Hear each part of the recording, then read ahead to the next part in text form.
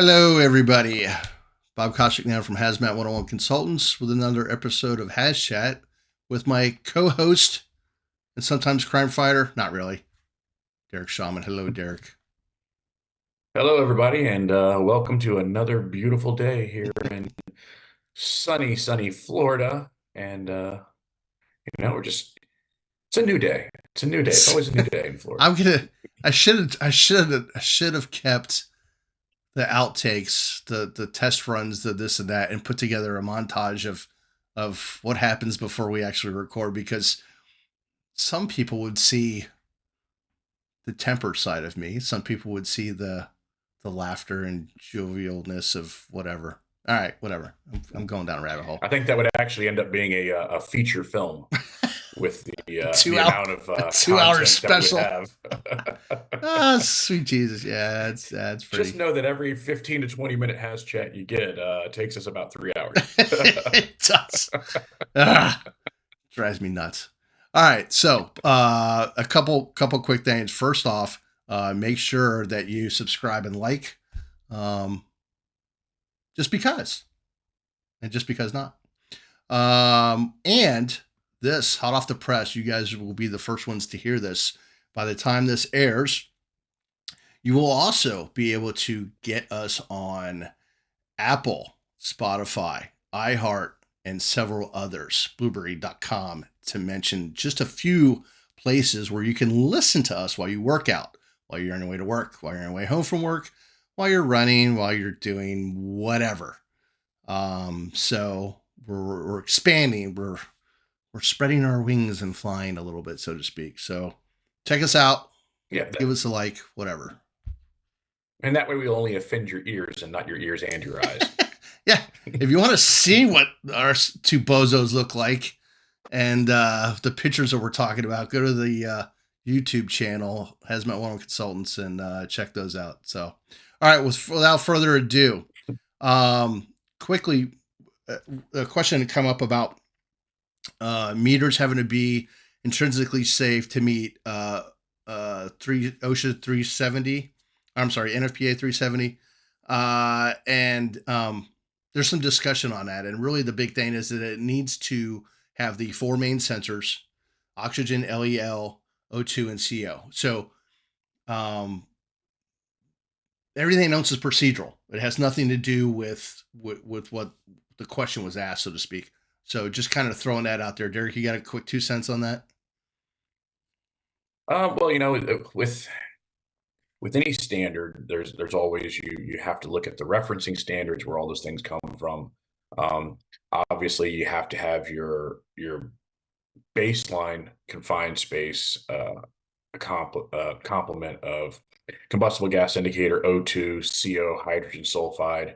Um, but that does not remove the responsibility of also, if there is a known hazard that is not covered by those sensors, that there is the requirement that you are monitoring for that other known hazard.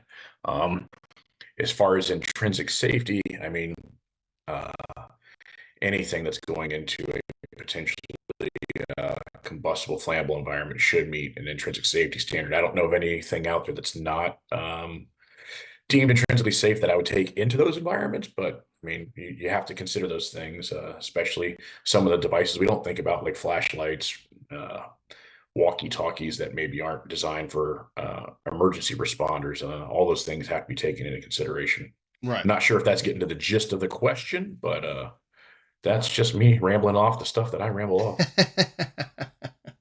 Yeah, well, I think there was a question like, only certain meters meet the standard, and that's not the way that works. But the standard is very limited as to what it says and the requirements. So to say 1 meter meets the 1 meter or another meets this particular standard, they're all the meters are more or less the same. As far as confined space goes, they have to have those four sensors. So that was the main takeaway there. So Right. the other question that came up was, do hazmat technicians need to be, or should they be, certified in calibration of the meters? And My answer is absolutely. Derek's answer is certified or trained in calibration. your choice. So I will say trained in calibration, absolutely. Every single technician should be trained in calibration. That is not a you know what? That's not even an opinion. That is a fact. I'm going to go ahead and put that right there. If you disagree with me, leave a comment below and support your disagreement. And And that's the end of the we'll go episode. back to Thanks, it and we can everybody. follow up. That's it. And we're done. Yeah. Personally, I think they should be certified by a licensed company. Just and I go back to the hand-me-down training. You know, if somebody hands you down something, a way to do something, especially training to work on a meter, and you've been trained like crap, then you're getting a crap meter. You know, it's like you and I have had this battle with our department for years of, hey, the person who does the meters is just the guy who learned how to do it from the other guy who learned how to do it from the other guy. Now, the guy who taught you and others and me and what, you know, was the guy, you know, and I'll throw his name out there, Mike Pilon. A guy could build a meter out of sticks. You know, he's that kind of wicked smart, as they say up in the Boston area. It would But have been great on Gilligan's Island. right, absolutely. But the other thing too is that we have SCBA schools for people to learn how to work on self-contained breathing apparatuses to protect us, to save us. These meters protect us. They can be used to save us. There's no difference. So just because it's hazmat doesn't mean you should be less trained. You should be more trained. And that's my humble opinion. I don't think that even if you have the wicked smart guy that does the meters, I really, really, truly believe that you should still be, if that's going to be your job, that you were sent to an MSA school or a Ray school or a Blackline or whomever, or you have their trainer come to you and give you the proper training with certification. Because if something happens, and I don't want to play, you know, Mr. Lawyer, but if something happens, they're going to call you and your credentials up on the stand. Correct? Correct. So what I would lean into with that is if you are going to be doing any kind of repair or servicing of the device, you should receive that training from the manufacturer, the vendor, some sort of formal training that does recognize the service side of it. As far as the calibration, um, all the information for calibration is provided in the user manual and is something that can be done without opening the device. So at that point, I don't think that we would need to go to the extent of a manufacturer certification. That can be trained, but you do need to have a documented training of how to perform that. Because when we talk about calibration, that kind of opens up the discussion of the different forms. We have our fresh air calibration, we have our bump test, our confidence check, and then we have an actual calibration. All three of those things are things that every technician needs to know how to complete. Whether it's going to be their responsibility to perform those functions on a regular basis does not matter. They need to know that. It is a requirement that they know that. Good. So that's where I think if we use the differentiator between calibration and servicing of the device, if you're going to be swapping out pieces inside of it, yes, I believe that you should be a technician that has been certified in that maintenance side by the manufacturer Right. or vendor. Um, if you're just doing a calibration, you just need to have documentation that you've been trained on how to do it. And the big thing is a consistency with all of your personnel Right. Right. Sorry, so I'm that the looking up there. procedure is So, repeatable. something was flying around up in here. I was looking to see what that was.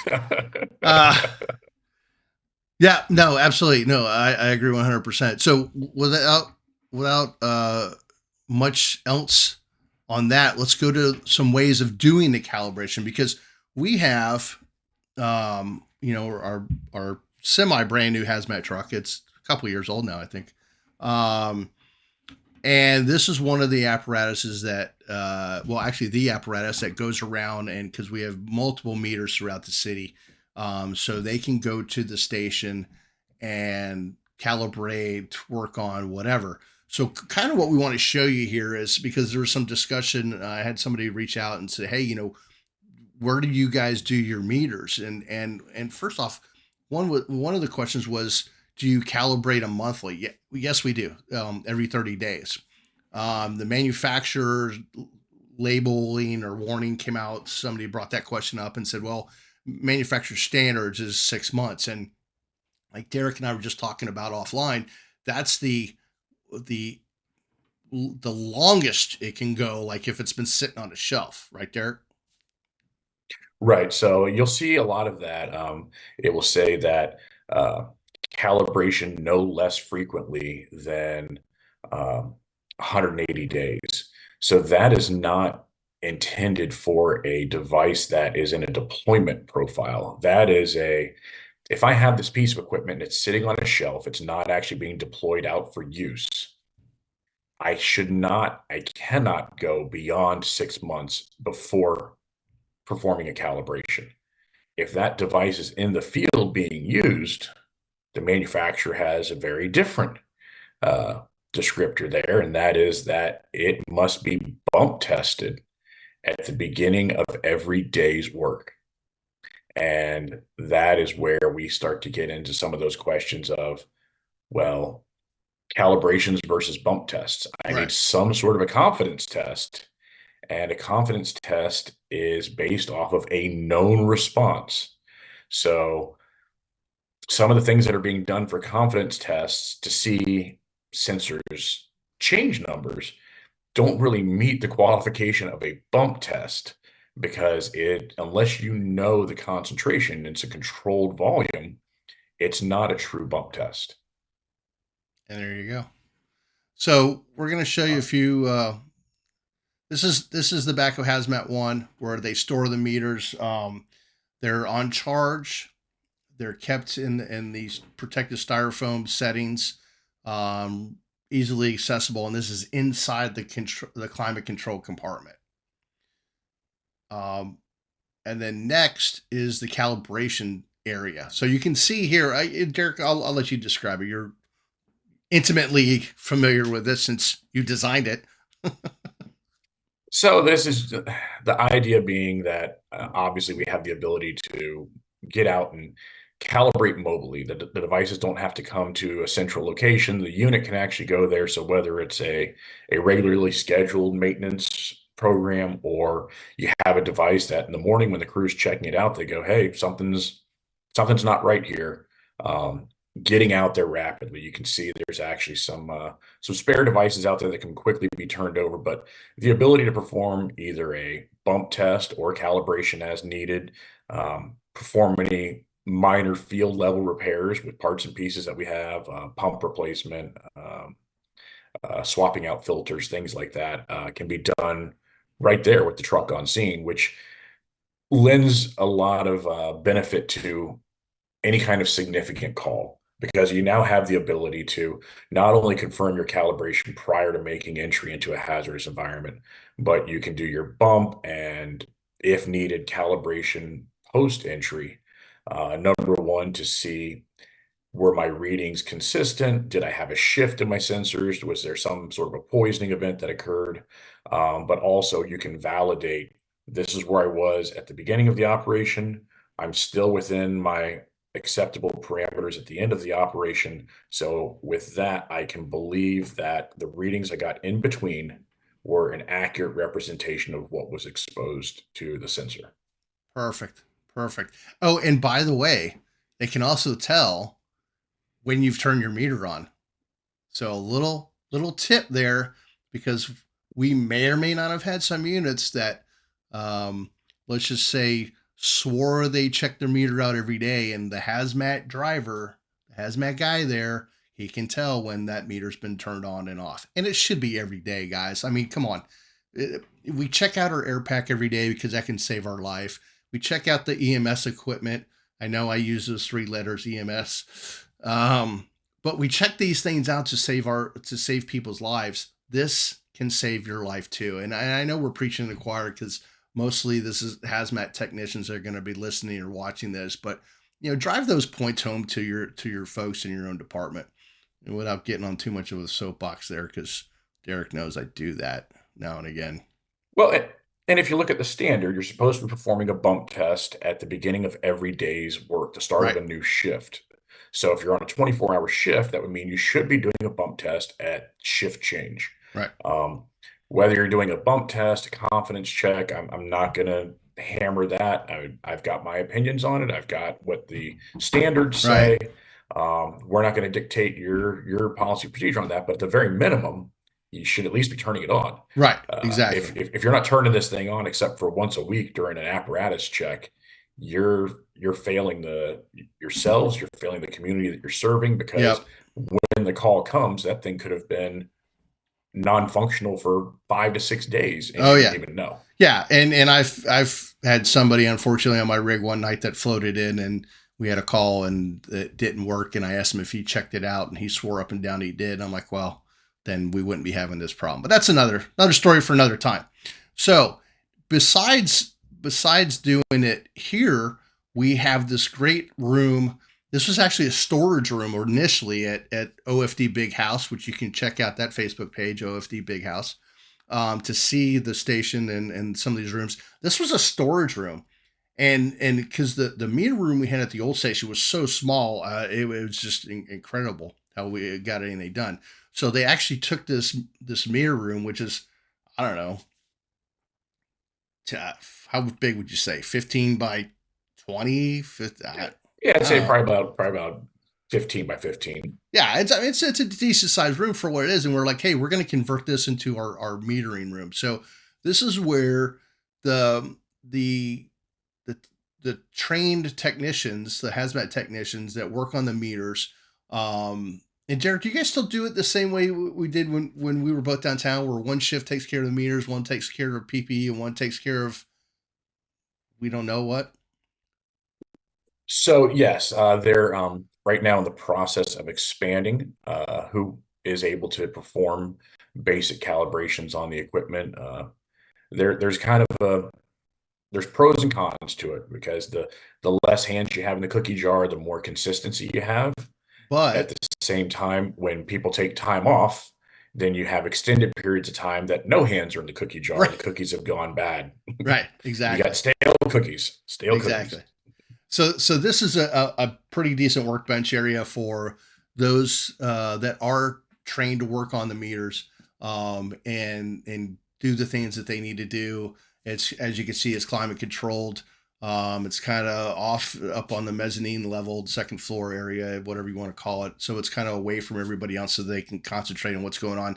And they try to keep it, as you can tell, a clean and neat environment as possible, because we are working with sensors, we are working with different technologies and electronics that we want to keep as clean as possible. We're in a firehouse. We're not going to be able to keep it, like, white room clean by any means, but they do a pretty good job.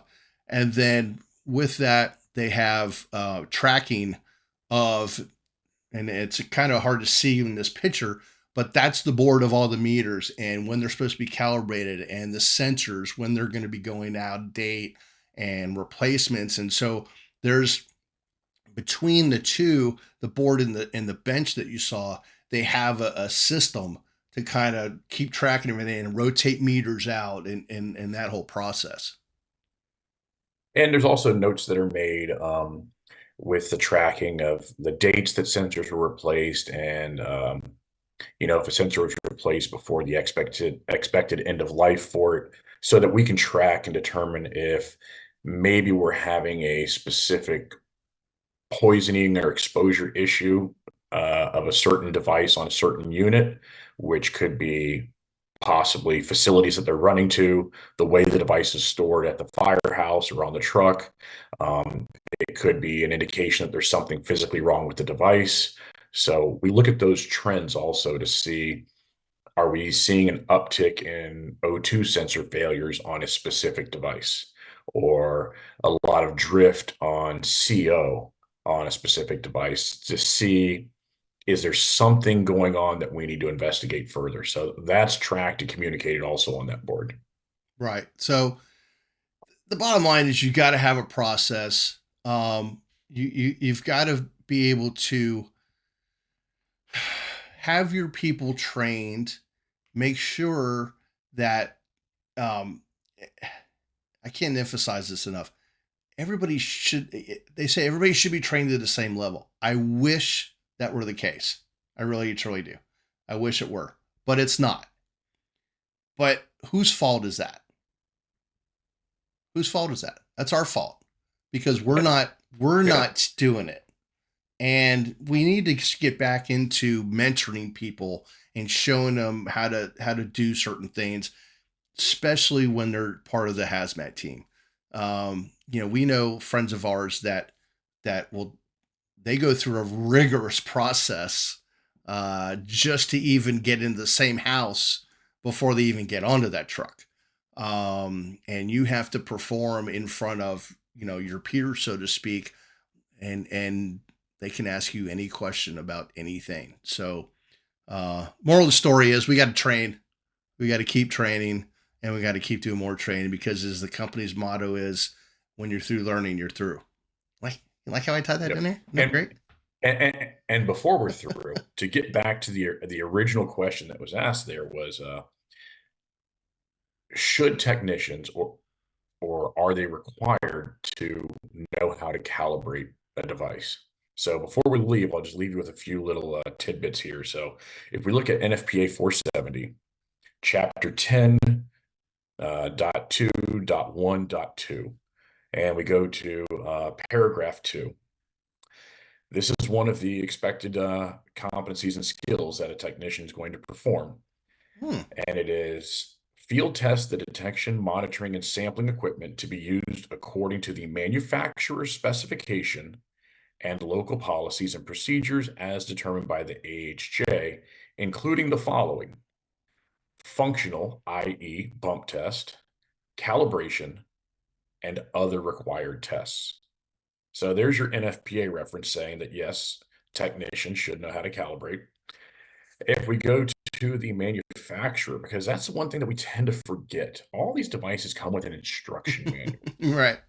If you are using the device, you are held to the specifications, stipulations, and uh, warnings that are produced by the manufacturer. Mhm. And every technician should be reading the user manual for the device that they are going to use, because there is no someone didn't teach me that. Right. The information's available to you, you're using it. That's like saying someone didn't teach me that the R on the car meant reverse, so it's not my fault I backed into somebody. Right. That's that's an invalid argument. So I pulled from 4 manufacturers. So here's Honeywell's statement in their manuals.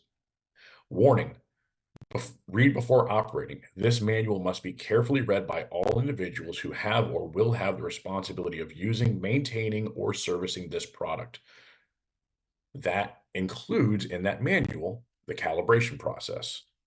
There you go. From MSA, warning: these instructions must be provided to users before use of the product and retained for ready reference by the user. Read this manually carefully before using or maintaining the device. Their manual also covers calibration. Industrial Scientific, um, it says all Ventus MX users should read and understand the product manual prior to unpackaging or using the monitor. And then have another one here, I believe it's from RKI. Warning: read and understand this instruction manual before operating instrument. Improper use of gas monitor could result in bodily harm or death. Wait, wait, wait, And then wait, if we wait, get wait, into wait, wait, wait, wait, wait. Hold on, because I know we got to wrap it up here in just a second. But I so what you're telling me then is I can't just give somebody a meter and tell them to watch a PowerPoint. I can't do that. Exactly. They need some sort of Ah, formalized, documented training, ah, and that Bach. training should include being provided the user manual and being expected to have read the user manual. And I'll leave you with this last one. This is from the International Safety Equipment Association, ISEA. They are who are quoted and referenced by OSHA. So all this wraps back around ISEA is who kind of sets the standard there, and they cover bump tests, calibration checks, and full calibration. So when these questions come up about who should be able to do it, how frequently should we do it, all these things, you can't look at one single source. You have to look at the manufacturer. You have to look at your AHJ policies, procedures. You have to look at OSHA. You have to look at ISEA, and you have to look at NFPA, because you're going to be held to the standard of Yep. care that is provided by the information from those entities. And there you go, kids. It's a couple nuggets for you to chew on until next month's episode. Excellent. Before we go, though, And if you disagree, leave us a comment. yes, We love conversation. we love Feel free to disagree with us. shoot us a private message. Hit us hit us at Facebook and on HazMat 101 Consultants Facebook page. Shoot us a private message. Send an email to me, Bob at HazMat 101 Consultants. Derek and I will chew on it and spit it out, so to speak, and figure it out. And don't forget to check out our HazMat HQ digital magazine. A lot of good information, great articles from people around the country, as well as our social media, our YouTube channel, and Facebook page, and some other social media places to check out besides ours. HazMat Guys Roundtable, the first Tuesday of every month, live 8 p.m. Eastern. Haz Group 2, Hazmatter Group, and Common Sense Hazmat. Great places to get information, ask questions, and get answers from people who are in the know.